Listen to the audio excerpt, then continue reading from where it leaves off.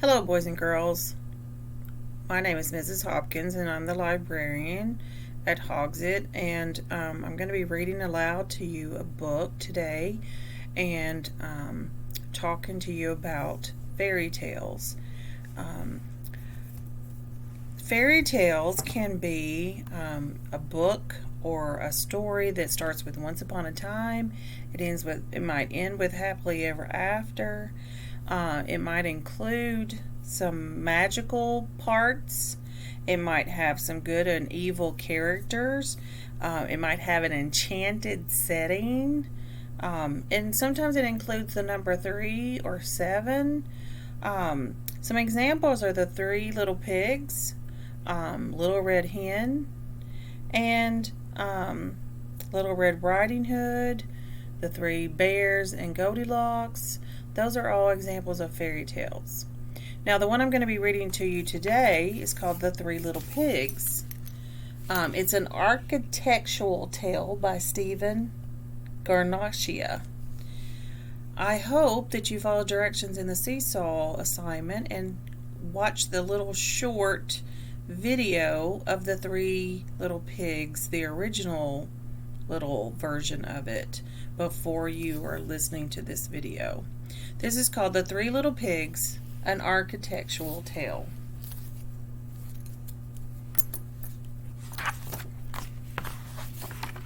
Once upon a time, there was 3 little pigs who lived in a big house in the forest. One day, there were 3 pigs said goodbye to their mother and went off to make their way in the world. And of course, it started with once upon a time, just like I said.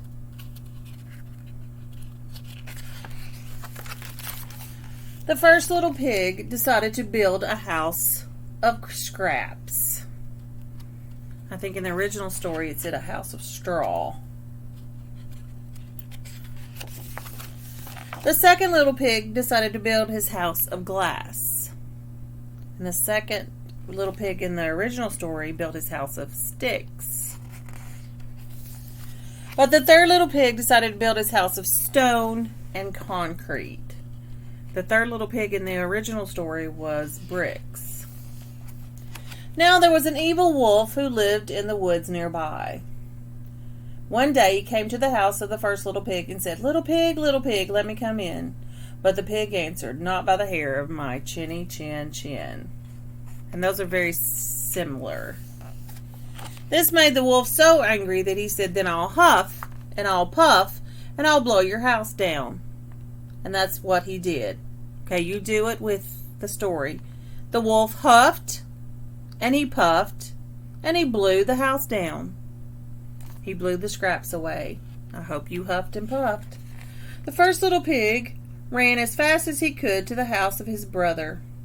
And there he is, running to the other house, as his house is flying away.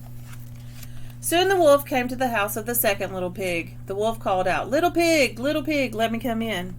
Now you do that in your best piggy voice. Little pig, let me come in." The second pig answered, now this is going to be your piggy voice, "Not by the hair of my chinny chin chin." You try it. The wolf gnashed his teeth and said, "Then I'll huff and I'll puff and I'll blow your house down." Now this is your turn to be the wolf. And the wolf huffed and he puffed and he blew the house down. He blew the glass house to smithereens. So the 2 little pigs ran as fast as their legs would take them to the house of their brother. Finally, the wolf arrived at the house of the third little pig. The wolf growled at the door, little pig, let me come in." Now, in your deep, deep wolf voice, do little pig, let me come in. You try it. But the third little pig replied, "Not by the hair of my chinny chin chin." You try that part as a pig. Not by the hair of my chinny chin chin. This enraged the evil wolf, who roared, "Then I'll huff and I'll puff and I'll blow your house in." So he huffed and he puffed and he huffed, but he couldn't budge the house of stone and concrete. Did you huff and puff and huff and puff? The wolf said, "Little pig, meet me tomorrow morning at 7 o'clock at Farmer Wright's, and I'll show you a fine tomato greenhouse."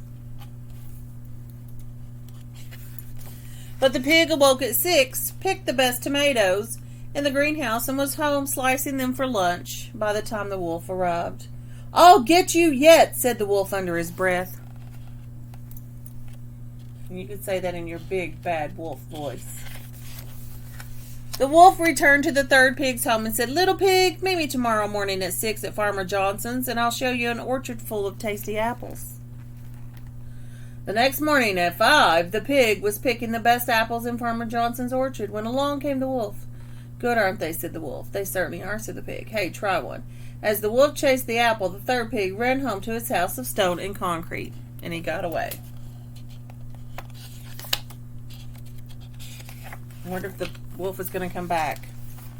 That evening, the wolf went back to the third little pig's house and said, "I'll meet you at Frank's flea market tomorrow at 5.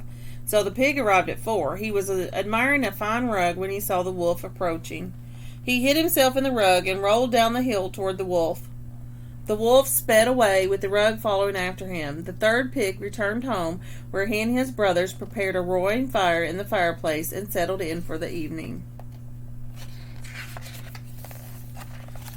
Tricked again, the wolf rushed to the third pig's house, saying under his breath, "Little pigs, I'll get you yet."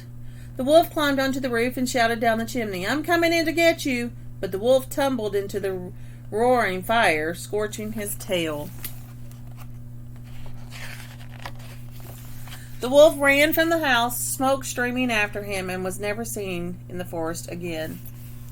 And the 3 pigs ate a supper of tomato soup and apple pie, and they lived happily ever after. And that's the story, The 3 Little Pigs, an Architectural Tale. Now, one of the things that you can do is to find something to build with at home, like Legos or popsicle sticks or straws. Of course, ask your family first. And build a house just like the pigs did, a model of a house. You can share those pictures on Seesaw after you're finished.